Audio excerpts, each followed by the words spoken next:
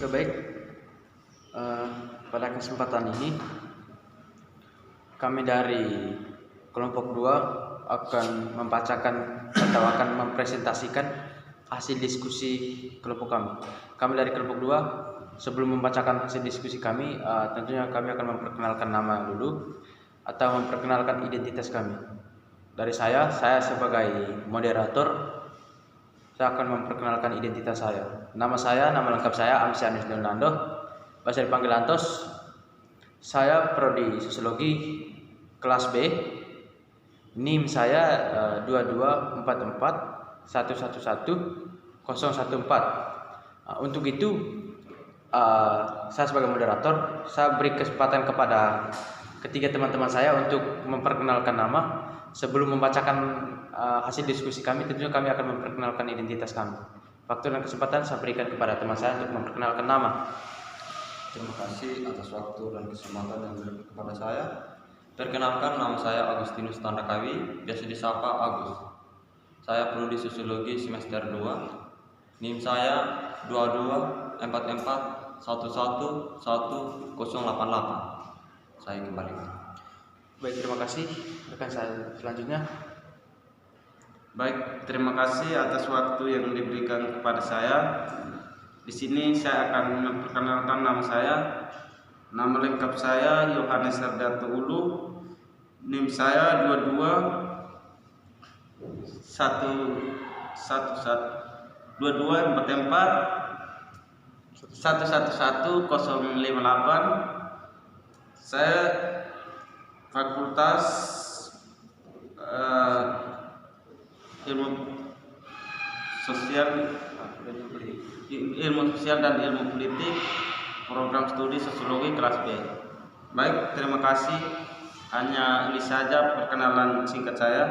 Waktu dan kesempatan saya kembalikan ke Pak Moderator, silakan. Mungkin dari saudara yang selanjutnya.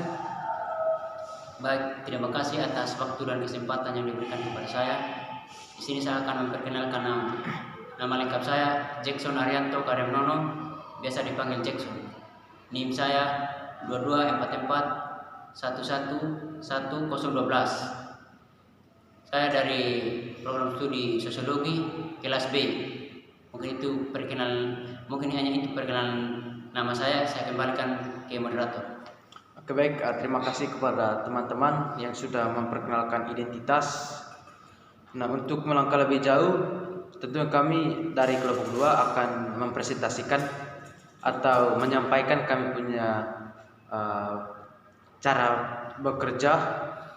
Tentunya yang pertama berkaitan dengan tema ini, kami sudah mengerjakan secara kelompok, dan pada kesempatan ini kami akan mempresentasikan hasil pekerjaan itu. Nah, dari tema ini, tema tentang konsep alam semesta dan tata surya. Konsep alam semesta dan tata surya ini tentunya saya sebagai moderator, saya akan memberikan kesempatan kepada ketiga teman saya untuk membacakan atau mempresentasikan hasil diskusi kami. Waktu dan kesempatan saya berikan kepada teman saya untuk membacakannya. Baik, terima kasih atas waktu yang diberikan kepada saya. Di sini saya langsung saja menjelaskan tentang alam semesta dan tata surya. Ini saya langsung masuk saja di pembahasannya. Ilmu pengetahuan alam atau ilmu ilmiah atau natural science adalah suatu ilmu yang membahas tentang alam semesta dengan semua isinya dan merupakan ilmu pengetahuan teoritis yang diperoleh atau disusun dengan cara khusus, yaitu dengan melakukan observasi, eksperimentasi, penyimpulan, penyusulan teori, eksperimentasi, observasi, dan demikian seterusnya, kait-mengait antara cara satu dengan cara yang lain. Cara ini dikenal dengan metode ilmiah, yang pada dasarnya merupakan suatu cara yang logis untuk memecahkan suatu masalah tertentu. Sejak digunakannya metode ilmiah di dalam penelitian ilmiah, dimulailah IPA modern yang kemudian berkembang sangat pesat. Kita langsung saja masuk ke pengertian alam semesta. Pengertian alam semesta mencakup tentang mikrokosmos, dan mikrokosmos adalah benda-benda yang mempunyai ukuran yang sangat kecil, misalnya atom, elektron, sel, amuba, dan sebagainya. Sedangkan makrokosmos adalah benda-benda yang mempunyai ukuran yang sangat besar, misalnya bintang, planet, dan galaksi.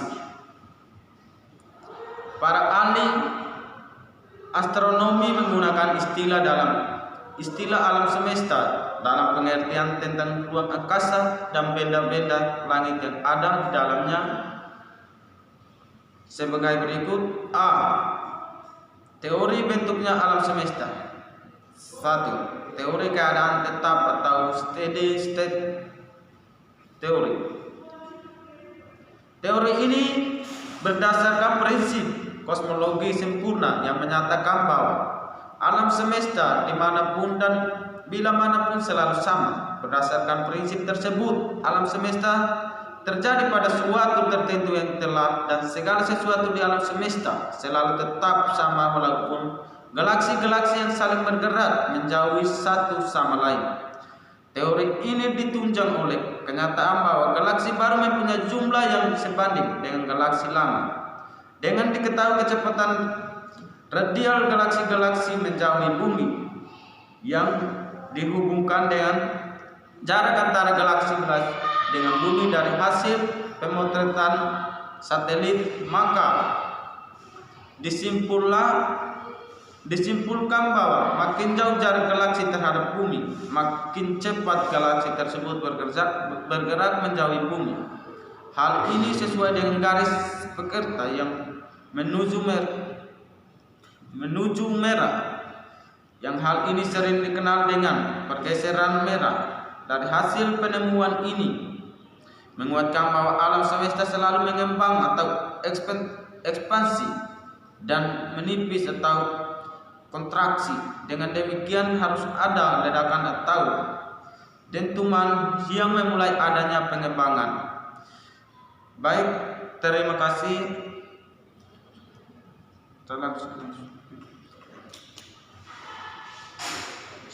Baik, saya akan masuk poin kedua, teori dentuman besar atau Big Bang Theory. Teori ini dikembangkan oleh George Lemaitre.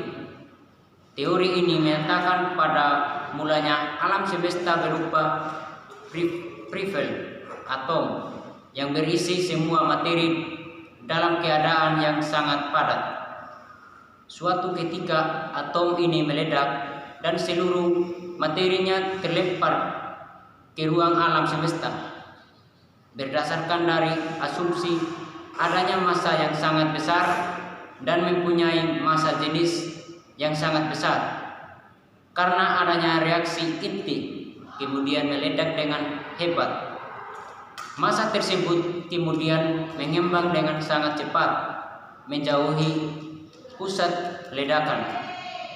Sejak itulah dimulai ekspansi yang berlangsung ribuan juta tahun dan akan terus berlangsung jutaan tahun.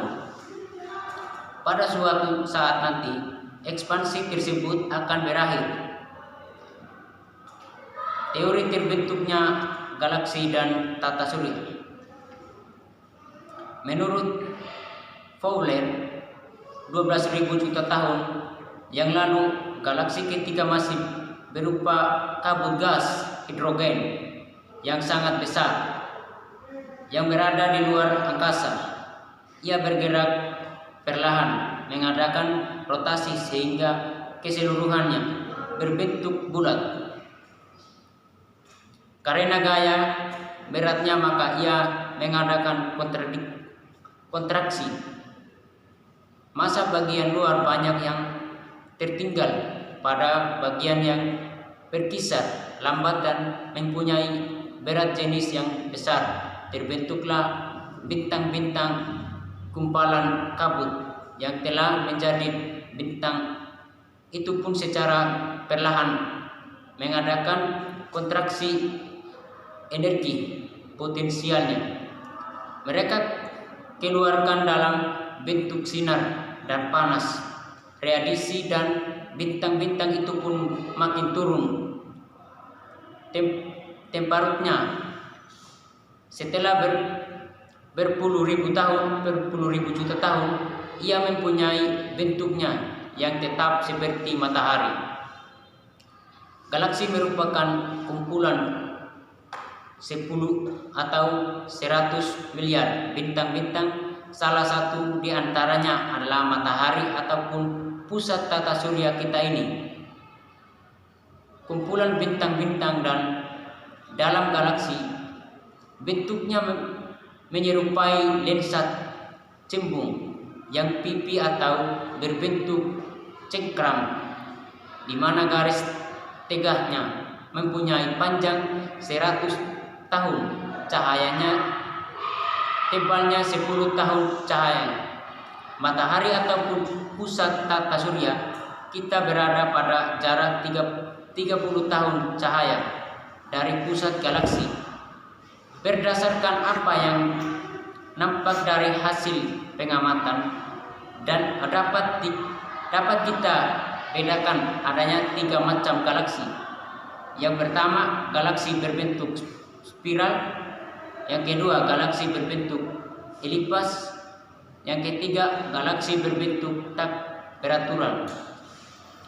Induk dari matahari kita adalah galaksi Bima Sakti atau Milky Way yang berbentuk spiral dan memiliki tidak kurang dari 100.000 juta bintang, dan masih banyak gumpalan-gumpalan kabut gas maupun galaksi kecil yang banyak jumlahnya. Galaksi Andromeda merupakan galaksi terdekat yang juga berbentuk spiral dan jauhnya 8.070 tahun cahayanya. Galaksi mengadakan rotasi dengan arah berlawanan dengan jarum jam. Yang pertama, hipotesis nebular dikemukakan oleh Kahn dan Lappe pada tahun 1796 yang menyatakan bahwa sistem tata surya terbentuk dari kondensasi awan panas atau kabut gas yang sangat panas atau nebula.